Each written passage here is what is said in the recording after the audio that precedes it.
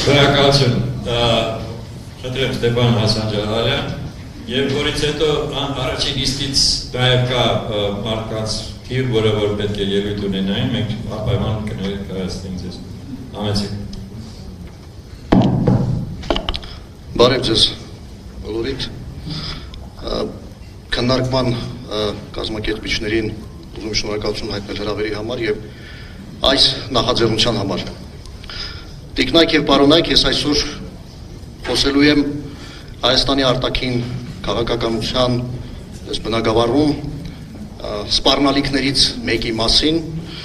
արևմտյան Ադրբեջան եւ արևմտյան ադրբեջանցիների վերադարձ եզրույթները որպես Հայաստանի Հանրապետության արտաքին անվտանգության սպառնալիք։ Հնարավորինս համառոտ, բայց մաքսիմալ չափով փաստարկված կխոսեմ այս ռիսկերի մասին։ Արևմտյան Ադրբեջան անունով օկուպանտ եւ ցեղասպան արհեստացին կեղծ կազմավորման վարչակազմը արդեն տևական ժամանակ հանդես է գալիս այսպես կոչված արևմտյան Ադրբեջանի եւ արևմտյան ադրբեջանցիների վերադարձի մասին խոսույթով։ Ես ուզում եմ շատ կարճ պատմական էքսկուրս անել, որ այս եզրույթների օգտագործումը ամենևին էլ Իլհամ Ալիևի նորամուծությունը չէ։ Բանն այն է, որ այս եզրույթը Ադրբեջանը առաջին անգամ օգտագործել է 1998 թվականի դեկտեմբերի 11-ին Հեյդար Ալիևի շուրթերով։ Շատ զարմանալի է, որ Ադրբեջան-Արցախ առաջին պատերազմում պարտությունից 4.5 տարի անց 1998 թվականի դեկտեմբերին օկուպանտ եւ ցեղասպան Ադրբեջանի ղեկավարը Հեյդար Ալիևը հանդես է եկել Հայաստանի Հանրապետության նկատմամբ ցավալապաշտական եւ էքսպանսիոնիստական դիրքերից։ Երկրորդ անգամ Հեյդար Ալիևն այս մասին խոսել է 99 թվականին։ Եվ դրանից հետո Ադրբեջանի պաշտոնական խոսույթում գրեթե դադարել է այս եզրույթի օգտագործումը։ Եվ մինչև 2020 թվականի ուրեմն պատերազմը Ադրբեջանը գրեթե երբեք չի խոսել այս եզրույթի մասին։ Արևմտյան Ադրբեջան եզրույթը եւ արևմտյան ադրբեջանցիների վերադարձի մասին եզրույթը Ադրբեջանի պաշտոնական հռետորաբանության մեջ սկսել է հանդես գալ ըստ որում ակտիվորեն 2020 թվականի պատերազմից 2 տարի անց, 2022 թվականին, երբ այս մասին բացահայտ արդեն խոսեց Իլհամ Ալիևը։ Այսպիսով, Արևմտյան Ադրբեջան եզրույթը դա կամ ծրագիրը Ադրբեջանի հակահայկական եւ էքսպանսիոնիստական մի ծրագիր է, որի նպատակը հետեւյալն է. Հայաստանի Հանրապետության տարածքի օկուպացիան եւ ադրբեջանցիներով կամ որ ավելի ճիշտ է, կովկասյան թաթարներով վերաբնակեցումն է։ Հավատալով այս խոսույթներին, Արևմտյան Ադրբեջան եւ արևմտյան ադրբեջանցիների վերադարձի մասին խոսույթներին Իլհամ Ալիևը գնացել է ավելի հեռուն, հայտարարելով կոնկրետ թիվ, որ այդքան մարդ պիտի վերադառնա իր բառերով ասած արևմտյան Ադրբեջան 300,000։ Ես մեջբերում եմ իր խոսքից մի ուշագրավ հատված։ Այսօր մենք ասում ենք, որ 300,000 ադրբեջանցիներ պետք է վերադառնան այդ շրջաններ, բայց ընդհանուր առմամբ այդտեղից հեռացած եւ Ադրբեջանի տարբեր շրջաններում ապրող մարդկանց եւ նրանց թորների ու շարժանքների թիվը մի քանի անգամ ավելին է, քան 300,000-ը։ Մեջբերման ավարտը։ Հատուկ հարկ եմ համարում նշել, որ Հայաստանում երբեք, ընդգծում եմ, երբեք 300,000 ադրբեջանցի, ավելի ճիշտ կովկասյան թաթար, չի բնակվել։ Ցարական Ռուսաստանում առաջին անգամ 1897 թվականին, ապա Խորհրդային Միությունում առաջին անգամ 1926 թվականին, երկրորդ անգամ 1937 թվականին անցկացված մարդահամարների արդյունքները ամփոփող փաստաթղթերում չի հիշատակվում ադրբեջանցի անունով ազգություն։ Նշված փաստերը հիմք են տալիս պնդելու, որ մինչև 1937 թվականը ներառյալ Ցարական Ռուսաստանում եւ ոչ էլ ԽՍՀՄ-ում գոյություն չի ունեցել ադրբեջանցի անունով ազգություն։ Առաջին անգամ ադրբեջանցի ազգության մասին հիշատակվել է 1939 թվականին ԽՍՀՄ-ում անցկացված երրորդ մարդահամարի ժամանակ։ Հայաստանում երբևէ ապրած ադրբեջանցիների կամ կովկասյան թաթարների առավելագույն թիվը արձանագրվել է 1979 թվականին ԽՍՀՄ-ում անցկացված նախավերջին 6-րդ մարդահամարի տվյալների համաձայն։ Ըստ այդ տվյալների 1979 թվականի հունվարի 17-ի դրությամբ խորհրդային Հայաստանում ապրող ադրբեջանցիների թվականակը կազմել է 160,841 մարդ կամ ընդհանուր բնակչության 5,2%-ը։ Հիմնվելով 1939, 59, 70, 79 եւ 89 թվականներին ԽՍՀՄ-ում անցկացված թվով 5 մարդահամարների պաշտոնական տվյալների վրա կարող ենք աներկբա կերպով պնդել, որ Իլհամ Ալիևի հայտարարությունը առայն, թե Հայաստանում երբևէ բնակվել են 300,000 ադրբեջանցիներ, նվազագույն քննադատությանը չդիմացող կեղծիք է եւ սուտ։ Ի տարբերություն ադրբեջանցիների կամ, որ ավելի ճիշտ է, կովկասյան թաթարների, հայերը Ադրբեջանում պատմականորեն ունեցել են բավականին մեծ ներկայություն։ Վերոնշյալ մարդահամարների տվյալներով խորհրդային Ադրբեջանում հայերի թվականակը կազմել է 500,000 մարդ։ Ինչպես վկայում են փաստերը, նախքան Ադրբեջանի կողմից Արցախի հանրապետության տարածքի մի զգալի մասի օկուպացիան, Ադրբեջանի վարչակազմը նպատակահարմար չի համարել խոսել այս եզրույթների արևմտյան Ադրբեջանի, արևմտյան ադրբեջանցիների վերադարձի մասին։ Այս մասին վկայել է հենց ինքը Իլհամ Ալիևը 2022 թվականի դեկտեմբերի 24-ին, ասելով մասնավորաբար հետևյալը. այս հարցը մեր օրակարգում է հենց հիմա, Ղարաբաղյան հիմնախնդրի լուծումից հետո, իհարկե նախքան Ղարաբաղյան կոնֆլիկտի լուծումը, այս մասին խոսելը գուցե վաղ էր, բայց այսօր իմ կարծիքով պետք չէ ժամանակ կորցնել։ Երկրորդ անգամ այս բովանդակությամբ հաստատում կամ հայտարարություն նա արել է 2023 թվականի հունվարի 12-ին տեղական մի շարք ԶԼՄ-ներին տված հարցազրույցի ժամանակ։ Փաստորեն, Արցախի ինչ է ստացվում, որ Ադրբեջանը սկսել է խոսել արևմտյան Ադրբեջան, արևմտյան ադրբեջանցիների վերադարձ եզրույթների մասին այն պարագայում, երբ որ սկզբում մասնակի, իսկ այնուհետև ամբողջությամբ օկուպացրել է Արցախի հանրապետությունը։ Փաստորեն, Արցախի հանրապետությունը իր գոյությամբ պաշտպանել է Հայաստանի հանրապետությանը, թույլ չտալով Ադրբեջանին ապօրինի հավակնություններ դրսևորել Հայաստանի նկատմամբ։ Եվ ո՞րն է լուծումը։ Հետևաբար, Արցախի հանրապետության դեօկուպացիան հրատապ անհրաժեշտություն է։ Քանի որ դրանով իշարս բազմաթիվ դրական հետևանքների, որ կունենա հայ ժողովուրդը եւ Հայաստանի հանրապետությունը, կչեզոքացվեն այսպես կոչված արևմտյան Ադրբեջանի եւ արևմտյան ադրբեջանցիների վերադարձի մասին Ադրբեջանի վարչակազմի խոսույթները։ Իսկ թե ինչպես պիտի ազատագրել Արցախի հանրապետությունը, պատասխանը ավելի քան միարժեք է՝ ուժային եղանակով։ Ուժային եղանակի գործադրման համար մենք կարող ենք վկայակոչել ինչպես Ադրբեջանին, այնպես էլ համաշխարհային քաղաքականության մեջ քաղաքական եղանակ ստեղծող Ամերիկայի Միացյալ Նահանգներին, որը վերջերս տվեց ուժային եղանակի գործադրման թարմ օրինակ։ 2026 թվականի հունվարի 3-ին ԱՄՆ-ն կոպտերով խախտելով ՄԱԿ-ի կանոնադրության մեջ եւ Հելսինկյան եզրափակիչ ակտում ամրագրված միջազգային իրավունքի հանրահայտ սկզբունքները, մասնավորապես ուժ կամ ուժի սպառնալիք չկիրառելու, վեճերի խաղաղ կարգավորման մասին, պետությունների ներքին գործերին չմիջամտելու մասին սկզբունքները, ներխուժեց օտար պետության տարածք, առևանգեց այդ պետության ղեկավարին եւ նրա կնոջը, տեղափոխեց իր երկիր եւ այժմ պատրաստվում է նրանց դատել ԱՄՆ օրենսդրությամբ։ Իր բռնի գործողություններից անմիջապես հետո ԱՄՆ նախագահը հայտարարեց. այն ինչ տեղի ունեցավ Մադուրոյի հետ, կարող է տեղի ունենալ ցանկացածի հետ։ Սա թող դաս լինի բոլորին։ Սրանք ԱՄՆ նախագահի խոսքերն են։ Ինչ վերաբերում է ուժային եղանակի գործադրման համատեքստում Ադրբեջանի վարքագծին, ապա 2026 թվականի հունվարի 5-ին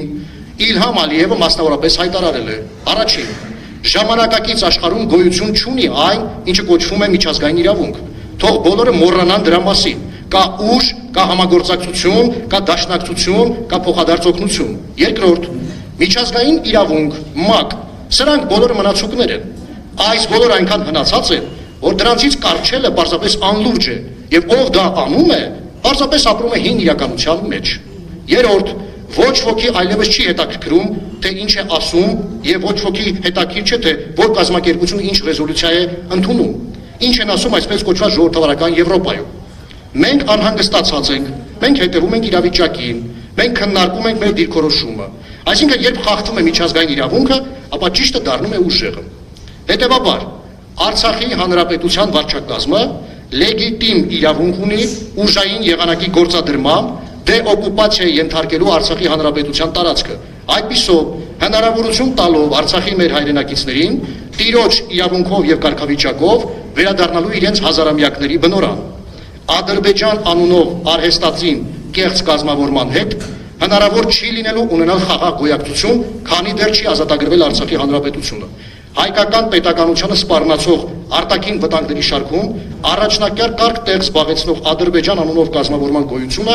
լրջագույն սպառնալիք է Հայաստանի Հանրապետության համար։ Հայաստանում պիտի ձևավորվի արհեստավարժ, ազգային պետական շահերը սպասարկելու հետագիծ, ցանկություն եւ կարողություն ունեցող վարչակազմ, որը իր արտաքին քաղաքական առաջնահերթ նպատակներից մեկը պիտի դարձնի տեսանելի ապագայում Արցախի հանրապետության դեօկուպացիային նպաստելու միջոցով Ադրբեջանին ստրատեգիական պարտության մատնելը բոլոր հնարավոր միջոցներով, այդպիսով բացառելով ապագայում Հայաստան պետության արևելքից սպառնացող վտանգը։ Հակառակ պարագայում հաշվի առնելով Արցախ-Ադրբեջան, Հայաստան-Ադրբեջան փոխհարաբերությունների ողջ պատմությունը, որը կազմում է մոտավորապես 108 տարի,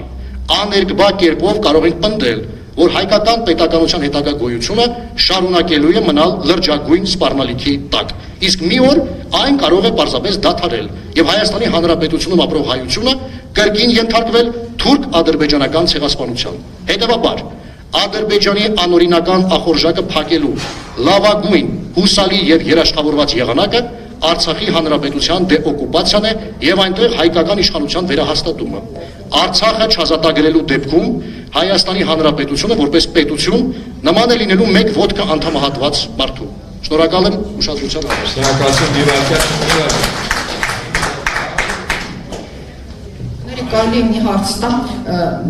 նախ այսպես մի քիչ հումորով, բայց նշեմ, որ Նիկոլ Փաշինյանի կառավարության 21 թվականի արտահերթ ընտրությունների ծրագրում եւ նախընտրական կարգախոսներում Արցախի դեօկուպացիա արտահայտությունը հնչել է եւ ամրագրված է, այն ժամանակ գիտեք Արցախը ամբողջությամբ չէր նվաճված, այսինքն այո, միայն Շուշին եւ Հադրութն էր, որի դեօկուպացիայի մասին Նիկոլ Փաշինյանը խոսում էր։ Մենք իհարկե հասկանում ենք, որ կա այդ ռազմավարական մեծ նպատակը, բայց ես կուզենայի ճշտել, դուք կարծում եք, որ այս էտապում հարցի այդպիսի ձևակերպումը կարող է ցույց տալ, որովհետև մյուս բանախոսների եւ ընդհանուր խոսույթում ես նկատեցի վերադարձի իրավունքը, այսինքն քայլ առ քայլ գնալու, ես հասկանում եմ կա փաթեթային եւ փուլային այսպես ճանապարհ հասնելու միանշանակ Արցախի հայկական Արցախին եւ գուցե վերադառնալու այն որոշմանը, որ Հայաստանը եւ Արցախը վերամիավորվելու են։ Կխնդրեի, եթե հնարավոր է դա պարզաբանեք, եւ մի հարց, քանի որ դուք լավ ուսումնասիրել եք Արևմտյան Ադրբեջանի այդ խոսույթի ձևավորումը, Արևմտյան Ադրբեջանը այդ հասարակական գազམ་ակերպությունը, որ գոյություն ունի, ինքը Իլհամ Ալիևի ժամանակ է ձևավորվել։ Վերջերս նրանք մեկ երկու շատ աղմկոտ համաժողովներ արեցին, ելի դա վերաբերում է 98 թվականին, եթե կարելի է, շնորհակալություն։ Շնորհակալություն։ Ձեր խոսքում 3 հարցադրումների անդրադարձակ, որոնց ես կարճ կարձագանքեմ։ Ուրեմն կազմակերպության մասով ասեմ, որ դեռևս Հեյդար Ալիևի պաշտոնավարման վերջին շրջանում է այդ կազմակերպությունը այդպես սկսել սահմանավորվել, բայց շատ ակտիվ գործունեություն է ծավալում, նաև եթե չեմ սխալվում 1-2 տարի առաջ Իլհամ Ալիևը այդ կազմակերպության հատուկ շենք տրամադրեց Բաքվի կենտրոնում եւ այցելեց այդ շենքի բացմանը, առիթ այսպես մեծ շուկով այդպես նշվեց այդ իրադարձությունը։ Սա մեկ, ինչ վերաբերվում է Նիկոլ Փաշինյանի կողմից ուրեմն Արցախի դեօկուպացիայի մասին արձանագրմանը, պիտի ասեմ, որ ես իմ առնչությամբ Նիկոլ Փաշինյանի համեմատությունը տեղին չեմ համարում, որովհետեւ ես շատ լավ Նիկոլ Փաշինյանի, ուրեմն Նիկոլ Փաշինյանը ինքն ի տարբերություն ինձ Նիկոլ Փաշինյանն է հայտարարել, որ ուրեմն Ադրբեջանի 86600 քառակուսի կիլոմետրը ներառում է նաև Լեռնային Ղարաբաղը։ Երբեք իմ այսպես շուրթերից չեք լսել եւ երբեք դա չեք լսելու։ Մի րոպե հնարավորություն տվեք, տեսեք, երբ որ հարցադրում եք անում, ես լուր լսեցի ձեզ։ Ես խնդրում եմ տվեք ինձ հնարավորություն իմ միտքը ամբողջական ծավալով եւ հասկանալի արտահայտելու համար։ Ուրեմն եւ ձեր երրորդ հարցադրումը որն էր, ինչի մասին եք հարց տվել։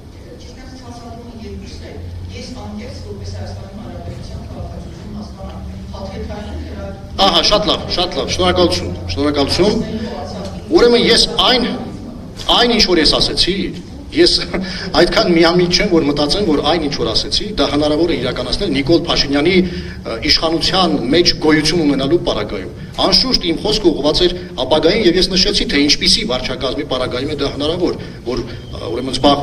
հնարավորություն լինի զբաղվել Արցախի դեօկուպացիայով։ Ինչ վերաբերում է վերադարձի իրավունքին, շատ կարեւոր հասկացության եմ ուզում անդրադառնալ։ Ես շատ եմ լսում, որ մասնագիտական հատկապես շրջանակներում քաղաքական որոշ գործիչների կողմից հնչում է վերադարձի իրավունք։ Հիմա ես ձեզ համացան համար ասում եմ հետեւյալը։ Իլհամ Ալիևն ասում է, այո, մարդիկ կարող են վերադառնալ, բայց Ադրբեջանի սահմանադրության ներքո պիտի ապրեն։ Հիմա այս հարցս ռետորական չէ, ուղղում եմ բոլորին։ Հարգելի հայրենակիցներ, գործիչներ, ովքեր որ խոսում են վերադարձի մասին,